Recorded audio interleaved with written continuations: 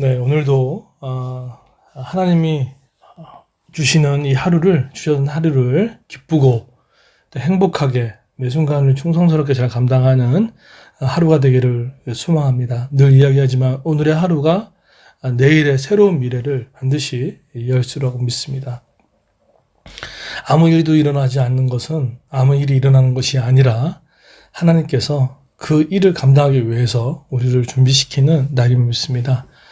요나가 뱃속에서 3일 동안 하나님이 아무것도 안 하셨던 것이 아니라 그의 토해냈던 그 장소에서 새롭게 일을 시작했던 것처럼 어둠과 지금은 물고기 뱃속같이 놓여있는 그곳에서 하나님은 또 하나님의 일을 감당하시고 가장 좋은 토양으로 이끌어가 주실 것입니다.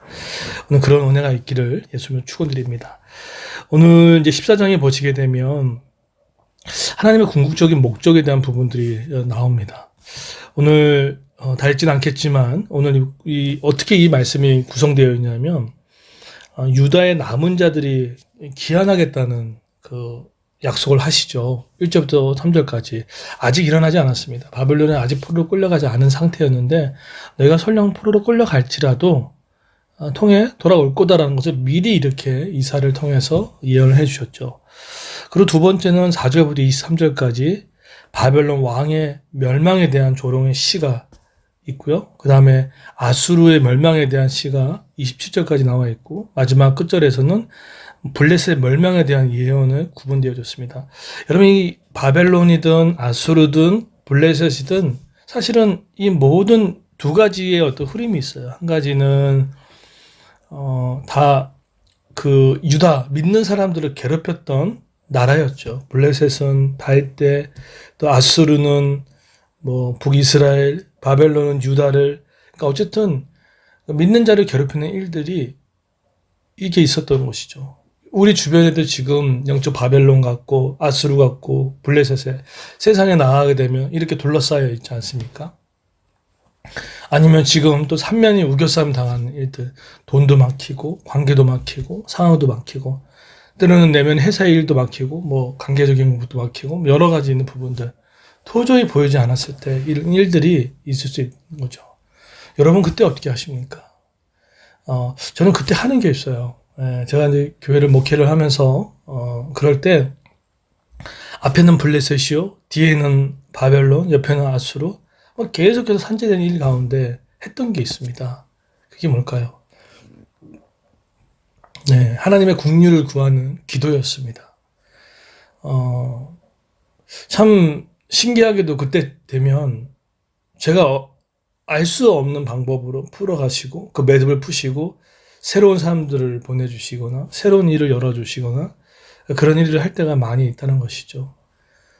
사실은 오늘 1절부터 3절까지 유다의 남은 자들의 귀환에 대한 약속, 이 부분도 사실 이스라엘 백성 쪽에서는 하는 게 없잖아요. 한 게 없잖아요. 그런데 사실은 이 악한 나라를 멸망시킴으로 말미암아 하나님이 하고 싶었던 게 뭐냐면 바로 하나님의 백성들을 구원해 나가는, 연관되어 있죠. 바벨론의 열방의 완전한 파멸은 결국은 이스라엘 구원과 연결되어 있음을 볼 수 있다는 것이죠. 사실은 이 기한의 약속도 현재까지 일어나지 않는 일인데 미리 예언했던 것처럼 하나님께서 우리의 삶에 그렇게 약속을 우리를 지켜주시고 보호하실다는 거죠. 여러분 지금 우리의 삶에 바벨론의 우겨싸움 당하고 아수르의 우겨싸움을 당하고 블레셋의 우겨싸움 당하는 우리 지체들이 있습니까? 그러면 이 약속을 기억하셨으면 좋겠어요. 바벨론의 포로를 끌려갈지라도 다시 돌아올 것이라는, 다시 회복시킬 것이라는 그런 하나님의 긍휼의 말씀을 꼭 기억해 두셨으면 좋겠습니다. 그래서 오늘 말씀 뭐라고 얘기합니까? 1절에 여호와께서 야곱을 긍휼히 여기시며 이스라엘을 다시 택하여 그들의 땅에 두시니 나그네 된 자가 야곱의 족속과 연합하여 그들에게 예속될 것이며 민족들이 그들을 데리고 그들의 본토에 돌아오리니 라고 얘기를 합니다. 하나님의 긍휼이 담겨져 있습니다. 진짜 지혜로운 하나님의 백성은 하나님의 긍휼을 구하는 존재입니다. 하나님 불쌍히 여겨달라고. 여러분 혹시 하나님의 불쌍히 여김을 당하는 영역이 어디 있습니까? 구하셔야 될 것 같아요. 오늘 하나님 우리 가정을, 우리 교회, 그레이스 교회를 불쌍히 여겨 주시옵소서. 우리 주일 예배에 불쌍히 여겨 주십시오. 우리 가정교회를 불쌍히 여겨 주십시오. 또 8월달에 있는 패밀리 우리 캠프를 통해서 불쌍히 여겨 주십시오. 하나님, 또 우리 복음 전도의 문이 막히지 않게끔 불쌍히 여겨 주십시오. 사회적 약자를 향한 마음들을 불쌍히 여겨 주십시오. 우리 가정의 남편의 우리 자녀들을 불쌍히 여겨달라는 그 모든 영역들을 하나님께 불쌍히 여김 받았으면 좋겠다는 생각을 갖습니다. 그것이 저는 기도라는 생각들을 갖습니다. 우리는 축구를 게임으로 본다 그러면은 게임 중에는 집중하다 보면은 전체를 볼 수 있는 눈이 자꾸 없을 때가 있죠. 그럴 때 밖에서 소리치죠. 왼쪽으로 가, 내려와, 벌려, 막 이런 이야기를 하죠.